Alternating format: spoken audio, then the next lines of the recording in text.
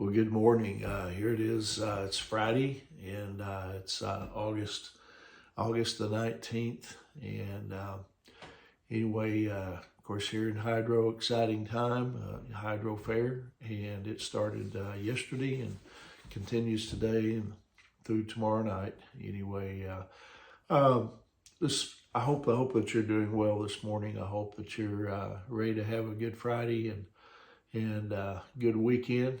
And anyway, I just want to share with you this morning a devotional entitled Hardship and Trust. Deuteronomy chapter 8, 11 through 14. And listen to what Moses, he was talking to the children of Israel. They were on the brink of, going into the promised land. And listen to what he says here. He says, "Be careful that you do not forget the Lord your God. Otherwise, when you eat and are satisfied, when you build fine houses and settle down, and when your herds and flocks grow large, and your silver and gold increase, and all you have is multiplied, then your heart will become proud, and you will forget the Lord your God, who brought you out of Egypt, out of the land of slavery."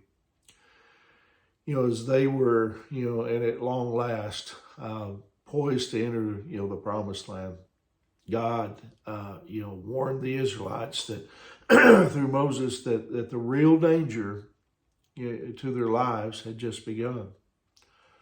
See, prior to this point, Israel, they had wandered in a desolate, wilderness for 40 years, completely dependent on God for everything. Every day, they would step outside their little tents, and there'd be manna waiting for them. There'd be food that God had provided. Excuse me. It was just like the morning paper being delivered on a regular basis. God gave them fresh water to drink, a cloud to guide and to shade them by day, and then a pillar of fire to light their camp by night. Yes, wilderness living came with plenty of hardships. But those very difficulties, you see, compel them to look to the Lord every day, depending on Him for everything. But then He brought them to the brink of the promised land. And they could look across the Jordan River, and they could see those lush green hills, the rippling fields of wheat, flowing rivers, and then trees that were loaded with fruit. They could hardly wait to get in.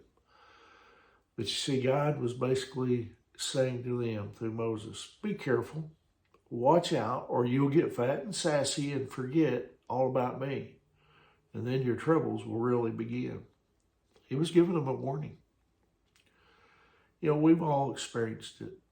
When our lives are hit with, uncertainty, danger, or pain, we all fall to our knees and we cry out to God.